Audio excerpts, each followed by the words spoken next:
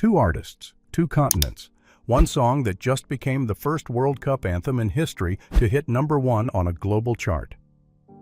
What Shakira and Burna Boy did at the FIFA World Cup 2026 opening ceremony in Mexico City was not just a performance. It was the culmination of two of the most unlikely comeback stories in modern music, colliding on the biggest stage sport has to offer. Today we are telling both of those stories and what they mean for where music is heading. Let's start with the song itself, because the numbers are extraordinary. Die Die, the official FIFA World Cup 2026 anthem, spent its second consecutive week at #1 on the Billboard Global XL US chart as of July 6, 2026. Billboard confirmed it pulled 34.4 million streams and 4,000 in sales in a single week outside the United States, with both figures up 9% week over week. That makes it the first official World Cup anthem to ever top that chart, which has been running since 2020. On the Billboard Global 200, which includes worldwide data, it bounded from #9 to #3 in the same frame. The song debuted at the opening ceremony on June 11th at Mexico City's Estadio Azteca in front of a reported 80,000-plus fans. And on July 19th, Shakira, Burna Boy, BTS, and Madonna are set to headline the first-ever World Cup final halftime show at MetLife Stadium in New Jersey. A song about football, built from two of the most distinct musical identities on Earth, is now the most globally streamed new release of the summer. But to understand why this collaboration works, you have to understand what each of these artists had to go through just to get to this moment. Shakira's story starts falling apart in June 2022. That was when she and Gerard Piqué, the Barcelona football star she had been with for 11 years and with whom she had 2 sons, publicly announced the end of their relationship. What came out later was worse than the headline. Piqué had allegedly been unfaithful. Shakira had reportedly discovered the affair while her elderly father was in intensive care in hospital recovering from a serious injury. She had been in Barcelona dealing with a family crisis and found out about the betrayal at the same time. She had already put enormous personal cost into that relationship. In a 2024 interview with the Sunday Times, she said plainly that for a long time she put her career on hold to be next to Gerard so he could play football. There was a lot of sacrifice for love. After her enormous early commercial run, which included global smash hits like Hips Don't Lie, Waka Waka, and She-Wolf, she had essentially stepped away from the spotlight for years. Between 2017 and 2022, her output slowed to almost nothing. She described it as a period where she was focused on family and on being present for their sons, Milan and Sasha. The eruption came in January 2023. She released BZRP Music Sessions Volume 53 in collaboration with Argentine producer Bizarrap, a track aimed with surgical precision at Piqué and his new girlfriend.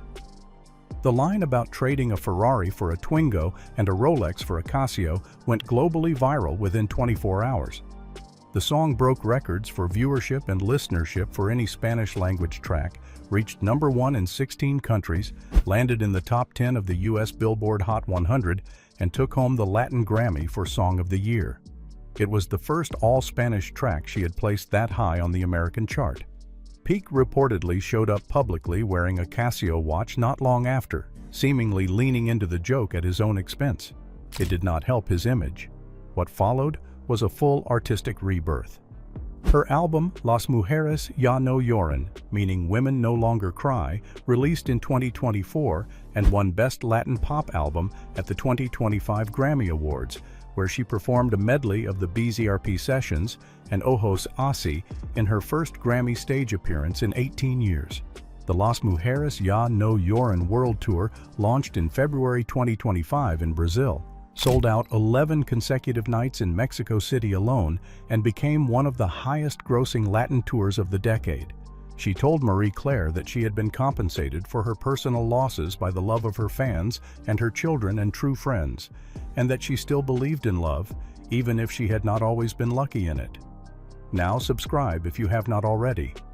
We cover the biggest stories behind the biggest names in music and entertainment every single week, and this one is not even close to finished. Burna Boy's road to this stage is a completely different kind of story, but the scale of it is just as dramatic. His real name is Damini Ebunoluwa Ogulu. He was born on July 2, 1991, in Port Harcourt, Nigeria, into a family already wired for the music industry. His grandfather was Benson Idoneje, the former manager of Fela Kuti, the legendary pioneer of Afrobeat. Music was not just something he discovered, it was his inheritance. He broke through in Nigeria in 2012 with the single Like to Party, signed to Aristocrat Records, and released his debut album Life in 2013. The early years were grinding, full of label disputes and mid-level regional success. He parted ways with his label and spent several years building his own infrastructure and sound. His 2018 album, Outside, began picking up international traction, reaching number 3 on the Billboard Reggae chart. His 2019 album, African Giant, was nominated for the Grammy Award for Best World Music Album, a historic first for an Afrobeats artist, making him the first from that genre to earn the nomination. He lost that year to Beninese singer Angelique Kidjo. He won it the next year.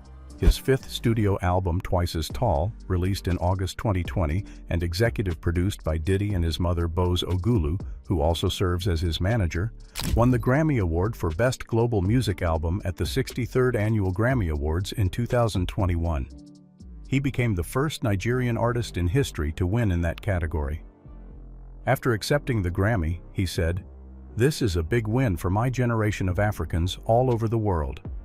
This should be a lesson to every African out there. No matter where you are, no matter what you plan to do, you can achieve it because you are a king." He was not done building. In April 2022, he became the first Nigerian artist to headline and sell out Madison Square Garden. In June 2023, he became the first African artist to headline and sell out London Stadium, performing to 60,000 people. He returned to London Stadium in June 2024 and sold it out again, this time to 80,000.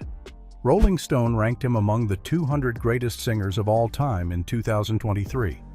By 2025, his catalog had crossed 10 billion streams across all platforms. He was named the inaugural winner of the Billboard Music Award for Best Afrobeats Artist in 2023, the first night that award was ever given.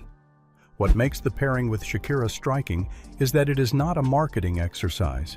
The two of them represent something real about the direction global music has been moving for years.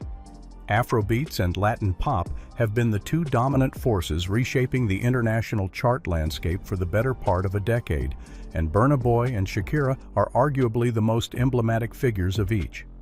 Shakira is the artist who bridged Latin and mainstream pop before that crossover was considered commercially natural. Burna Boy is the artist who forced the global industry to take African music seriously as a chart force, not just a cultural novelty. Putting them together for the World Cup anthem was the kind of decision that works precisely because it was not trying to split the difference. Die Die is not a fusion song in the watered-down, committee-designed sense.